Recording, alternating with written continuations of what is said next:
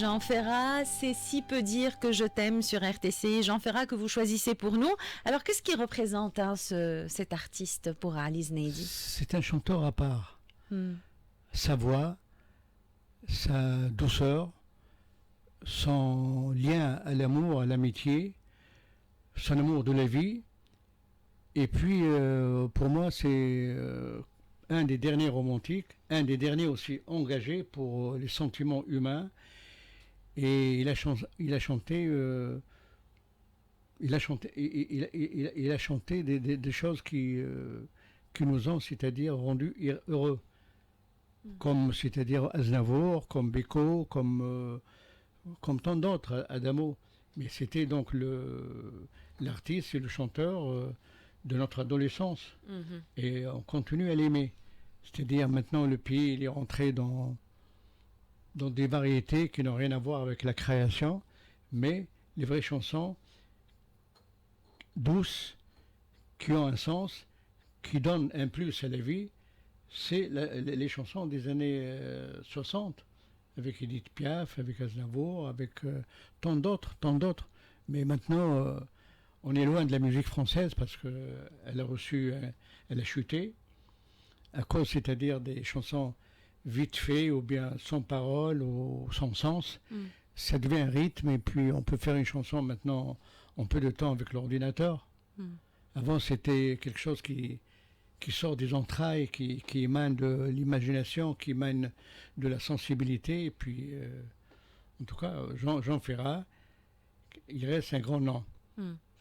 Ali Sneidi, vous dites, je vous cite, les formes me possèdent, les couleurs me hantent, les lignes et les corps se dessinent dans ma tête pour mettre en scène des lieux, des émotions, des images qui surgissent de l'oubli et du quotidien. Est-ce que vous peignez pour la mémoire et contre l'oubli? La mémoire, elle habite dans moi. Donc, quand je peins, quand je m'exprime, certainement, il y a des choses qui émergent de mon enfance, de ma mémoire. Je suis hanté par la couleur, je suis possédé par la ligne, le mouvement, par le brouhaha des couleurs. Et bien pour moi, c'est-à-dire quand je ferme les yeux, il y a toujours ce mouvement dans la ville, dans les marchés, dans les souks. J'adore le voile, pas dans son sens, c'est-à-dire disons mauvais, mais dans son sens, c'est-à-dire le beau. Et j'adore toujours les habits traditionnels, j'adore les liens, j'adore le chant, et pour ça, je quitte jamais la Tunisie juste pour un voyage, pour découvrir d'autres cieux, d'autres pays. Et je suis toujours de retour à Bab el Jazira. Notre maison patriarcale, elle existe toujours là-bas. Et j'ai des amis d'enfance qui sont là-bas. Et donc, je reste avec eux. Je prends mon crayon, je dessine, ou parfois j'ai des étudiants que je trouve par hasard là-bas. Et je pense que je vais pour l'art. Et être artiste, pour moi, c'est la meilleure des choses. Je ne veux pas être autre chose qu'un artiste. Je ne cherche ni l'argent, ni la gloire, ni l'autorité, ni l'hégémonie, ni les grandes bagnoles, ni les grandes villas des hauteurs de Gamart. Je cherche à être heureux à travers ma peinture, mes relations et l'écoute de mes musiques préférées. Alors à être heureux, à être dans le vrai, peut-être aussi, d'ailleurs je vous cite, peindre dans une ère où le virtuel s'impose et les repères s'effacent, c'est une garantie pour sauvegarder sa liberté de créer et de voir autrement le monde. Peindre dans un monde où les vérités sont faussées, les valeurs bafouées et la morale outragée m'assure un refuge où le beau, l'humain, le rêve, l'original reste possible. Peindre, c'est une arme. C'est se créer son propre refuge. Oui, on crée sa propre cuirasse. Oui, on est abrité. Et on peut, c'est-à-dire, prendre position. Parce que mon arme, elle n'est pas nocive. Mon arme, c'est l'art. Et l'art, ça attendrit les mœurs. Et ça vous permet d'imaginer, de créer, d'établir des liens, d'aimer et d'aimer et d'aimer. Aimer à perdre la raison, indifférent. Mhm. Alors, Alice Nedi, est-ce que l'acte de peindre, est-ce que vos peintures témoignent de votre passage? Est-ce que vos peintures racontent votre passage, racontent votre vie? Est-ce que vous êtes une sorte de témoin de Ah votre oui, temps? ah oui, ah oui. On peut lire beaucoup de choses dans ma peinture. C'est-à-dire, depuis la corbeille de fruits, en passant par la ruelle sinueuse et étroite de la Médina, en dévoilant les beaux visages de nos filles et de nos dames, en peignant la transparence des voiles emportés par les vents, des plis et des transparences qui m'émeuvent. Et donc, c'est sûr, mes peintures du passé et du présent, elles ont un lien. Et ce lien s'explique par mon attachement à nos valeurs artistiques et culturelles. Ça ne veut pas dire que je fais que ça, parce que j'ai entamé des aventures dans l'art abstrait. Pourquoi? Primo, c'était à la mode, peindre abstrait, les années 70 en Tunisie, et puis il y avait les peintres rebelles tels que Sili, Allah yarahmou, tels que Belkhouja, Allah yarahmou, tels que Habib Chbil, paix à son âme, et ils nous ont, c'est-à-dire, infiltrés, où on était imbibés par leur culture, leur façon de voir, et ils nous ont fait aimer et découvrir l'art abstrait. Ça crée donc une tension entre l'école de Tunis et les innovateurs, les rebelles. Et c'est ça qui a ouvert le chemin à l'éclosion de la peinture, parce que je considère que Tunis est un des grands foyers du monde arabe de la production artistique, du renouvellement de l'art. Et c'est pas par hasard qu'on a 14 écoles supérieures d'art et de métier, et puis qu'on a pas mal de peintres. Mais seulement, il ne faut pas se suffire et se fier au nombre. Parce que parfois, on a un pays où il y a 2 écoles des beaux-arts, mais ils font des noms internationaux. Et parfois, on a des écoles où il y a partout des étudiants, des docteurs, mais il n'y a pas beaucoup de résultats.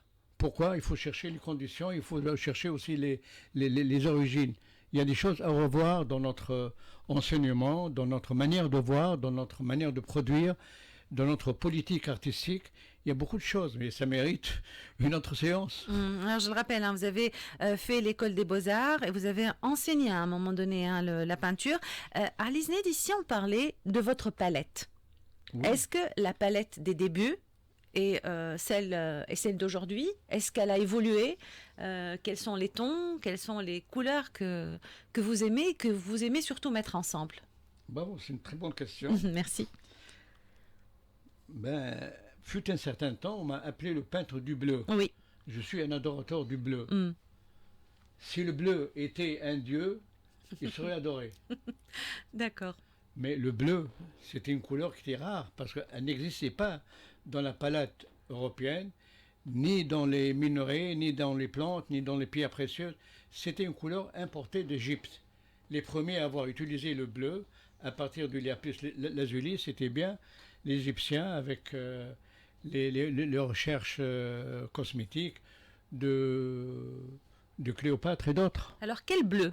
Le bleu de Alice Nedi, c'est lequel? Parce qu'il n'y a pas un bleu, il y a des tons de bleu. Vous savez, quand on parle d'une couleur, il n'y a pas une couleur. Il y a une centaine de nuances. Oui. Moi, je sais que rien que pour le rouge, il y a 300 nuances. Il faut avoir un regard pénétrant pour déceler une centaine. Déjà, il y a des gens qui ne font pas la différence. Pour eux, un rouge, c'est un rouge. Alors que dans les rouges, il y a des intensités, il y a des lumières, il y a des vibrations, il y a des changements, c'est inouï. Le monde des couleurs, c'est quelque chose qui rend fou. Et à part ça, il y a les couleurs chantées par les soufis, qui sont les couleurs du paradis. Le Bebl Alwen de Cheikh Mouhaddin ibn Arabi, le grand soufi, qui était l'élève de notre grand soufi, Sidi Abdelaziz al-Mahdawi, il venait au XIVe siècle, prendre des leçons. Il a écrit des poèmes sur Tunis. Je pense que 0,01% de la population connaît ce poème. Et ce grand soufi, il a écrit Abouab, des chapitres. Le chapitre de la couleur, le chapitre des lettres, le chapitre des chiffres, la prière du vendredi, le chapitre des motifs des carrés. Lesquels carrés, on le trouve beaucoup chez Ikhwan Safa, pour parler un peu de leur peinture ésotérique et mystique. Donc ce shir, Mahdawi, plutôt pas Mahdawi, mais Muhaddin ibn Arabi, il était l'élève de notre shir Mahdawi, mais les gens ne connaissent ça que par la plage et les marchands de cacahuètes, c'est tout. Ça pas que là, il y a une âme, il y a une richesse spirituelle qui gît sur les hauteurs du cimetière de la Marsa, Nevou Gamart. Donc je suis allé carrément réciter la Fatiha au pied de la tombe de Cheikh Muhaddin, dans un quartier qui porte son nom. À côté, il y avait Cheikh Abdelkader, le grand, c'est-à-dire homme mystique algérien, qui a c'est-à-dire défendu l'Algérie. Et puis il y a aussi Salah ad-Din Ayyoubi. Et j'avais demandé au Cheikh Mahdawi de faciliter la lecture de Al-Futuhat al-Makkiya, les conquêtes mécoises, pour mon ami qui est mystique, un docteur en fiqh, en jurisprudence, et une personnalité unique. Paix à son âme, et un grand bonjour à ses enfants. Il s'agit donc de mon ami, le Cheikh Omar Triki, éminent professeur, docteur et éminent écrivain, et je considère comme une perte pour la Tunisie. Et c'était un des rares peintres mystiques. Je l'ai aidé à faire l'expo et je l'ai encouragé à faire le livre grâce au concours de ses enfants, et que Dieu le bénisse, et un bonjour à ses enfants pour garder sa mémoire vivante. Alors, Alice Nedi, je reviens à votre palette, Oui, qui nous a emmenés bien loin. Oui, alors, il y avait le bleu au départ. Oui, il y avait le bleu, on vous appelle le peintre du bleu. Il y avait Habib Chbil, paix à son âme. Lui, il n'aimait pas certaines couleurs. Et j'ai trouvé ça drôle. Et ça, peut-être, ça m'a inspiré. Je continue à faire la palette des bleus, des gris bleus, des effets, des contrastes. Mais à un certain moment, peut-être j'en ai eu marre. Du bleu. Oui, je l'utilise, mais en petite quantité. Et alors, moi, je demande l'avis des gens. J'ai demandé l'avis de ma mère, qui n'a jamais fait l'école. Et je suis son avis parce que chacun de nous, il a une richesse esthétique et un potentiel c'est-à-dire de critique. Donc ma mère, elle m'a dit non, ça c'est trop, ça c'est fort, ça c'est trop foncé, tout ça. Et elle était bonne conseillère? Oui. Elle avait du goût. Moi, c'est-à-dire, j'ai confiance dans la critique et dans le jugement des autres. C'est pas parce qu'il n'a pas fait l'école ou n'est pas docteur en art ou il n'est pas peintre qu'il ne sait pas. Non, on a tous ce pouvoir de juger l'autre. Alors, comment se fait le choix d'une couleur, Alice Nedi? Comment se fait le choix d'une couleur? Est-ce que c'est le feeling? Qu'est-ce qui intervient? Et surtout, comment se fait le choix des juxtapositions de couleurs ou de nuances? Est-ce que c'est réfléchi? C'est une grande cuisine. Racontez-nous un peu. C'est une grande cuisine. Merci pour la question. Eh bien, là, je suis dans ma période où j'ose mettre le rouge, le jaune. Peut-être avec l'âge, on a besoin de s'éveiller et d'avoir accès. Pourquoi vous dites j'ose mettre le rouge et le jaune? C'est des couleurs difficiles? C'est des couleurs courageuses? Qbeh. Oui, voilà. Ouais. Ce sont des couleurs osées. Oui. Mais ça donne une vie. ça donne un rayonnement, ça donne un éveil, ça donne une lumière intense. Et croyez-moi, maintenant je suis très heureux quand j'assiste au coucher de soleil Oui. et que je vois ce jaune pâle devenir un orangé et devenir un rose, après devenir un orangé. C'est très beau. Admirer les murs au moment du coucher ou au moment du lever, c'est un cadeau divin. Alors vous dites, Alizné dit, quand je peins, tous mes sens s'éveillent pour me rappeler que le rôle est primordial pour toute création. Les idées se brouillent, les images s'amoncellent, les sujets surgissent et se bousculent dans mon imagination et ma mémoire. Est-ce que il y a un acte de réflexion qui précède l'acte de peindre? Est-ce que vous réfléchissez beaucoup vos toiles? Est-ce que vous écrivez? Est-ce que vous prenez note ou bien vous vous laissez aller à une forme d'inspiration? Non. Je laisse à côté les livres, les écrits, les paragraphes, tout ça. Je suis en relation directe avec moi-même. C'est ça le plus important. Qu'est-ce qui nous reste? Les émotions, c'est-à-dire quelqu'un qui répond la générosité, à ses intensités, à ses sentiments. Qu'est-ce qu'il attend de sa tête? Parce que dans la tête, il y a des millions d'images. Ça grouille. On ne peut pas tout faire. Donc, il y a des moments où on choisit. Mais moi, j'ai trouvé, c'est-à-dire la solution. Parce que une toile, c'est pas forcément des étapes à suivre à la lettre. On peut, c'est-à-dire jongler dès le début. Mais j'ai trouvé, c'est-à-dire que l'étalement des couleurs, le passage des couleurs, m'inspire. Pourquoi? Parce que je fais de l'interprétation de la tâche, un peu comme le grand savant Rorschach, le Suisse, qui lit les tâches. Dans les tâches, on peut lire, parce que dans les tâches, il y a notre inconscient. Comment je dois, c'est-à-dire, travailler avec cette tâche? Qu'est-ce qu'elle va devenir, cette tâche? Un animal, un homme, une femme, une abstraction, un effet, un végétal, un monstre, n'importe. Parce que c'est ça la beauté de la création, c'est au début on ne s'attend pas. Et on peut lire, écrire. C'est pour ça, les enfants, ils ont plus de force et plus de liberté dans leur intention et dans leur recherche. Et c'est pour ça qu'il faut toujours donner aux enfants des crayons et des couleurs pour qu'ils s'appliquent, pour qu'ils peignent, pour qu'ils... Mais je sais qu'il y a beaucoup de parents qui empêchent leurs enfants de peindre de peur de salir. Eh bien, qu'on salisse. On est là pour salir. S'il y a un bon résultat, eh ben, il faut salir.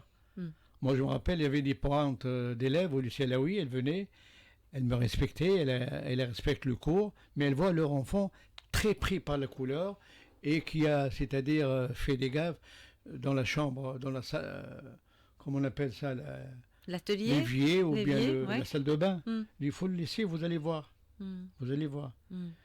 Et puis, il y a beaucoup d'élèves qui ont appris comme ça, et quelques années après, 20 ans, 30 ans, ils sont déjà des consuls, des médecins, des architectes, des cinéastes, des peintres, et qui viennent me remercier. Grâce à vous, j'ai appris à être ça. Grâce à vous, j'ai découvert ça. Parce que l'art, c'est le chemin ouvert pour tout. Il faut être sincère, il faut peindre, il faut travailler, il faut lire. Il ne faut pas lire seulement l'histoire de l'art, ni calquer les académiciens ou les peintres classiques ou la Renaissance, ou ça, ou ça, ou ça. Il faut transmettre ce que vous avez dans la poitrine. C'est ça. Être sincère avec soi-même, découvrir le monde, visiter, parce que si on reste quand même prisonnier de ces 100 mètres carrés, on n'a rien fait. Il faut découvrir. Si vous n'avez pas les moyens d'aller à l'étranger, découvrez votre pays. On a un beau pays, très riche, très varié. Merci beaucoup à Alizné Dieng pour ce moment de partage et de sincérité. C'était le portrait du mercredi. On va se quitter sur deux chansons. J'espère pouvoir les passer toutes les deux, hein, Waïda. Alors, Edith Piaf, Milor, qu'on va retrouver dans Milor, et puis Jacques Brel, Le Plat Pays. Pourquoi le choix de ces deux artistes-là? Ce sont des artistes qui ont marqué le rôle culturel de la France dans le monde. Mm. La France maintenant, elle subit une chute. Mm. Il y a un grand malaise et politique, et social, et moral qui nous peigne un avenir un peu morose. Je crois que c'est mondial, ça. Hein, c'est... Oui, mais on le sent beaucoup en France, parce que la France, qui était quand même un pays meneur, un pays, aujourd'hui, on assiste à une chute des valeurs morales. Mais ces chanteurs, eh ben, me disent beaucoup de choses et me font aimer le bon côté de la France, avec qui, c'est-à-dire, on a appris le français, l'histoire, la peinture, parce que c'est quand même grâce aux peintres français qu'on est arrivé à comprendre la peinture. On retrouve tout de suite Édith Piaf et puis Jacques Brel, 13h, les titres, le journal à 13h30. C'était le portrait de Alice Neydi sur RTCI, c'était le portrait du mercredi.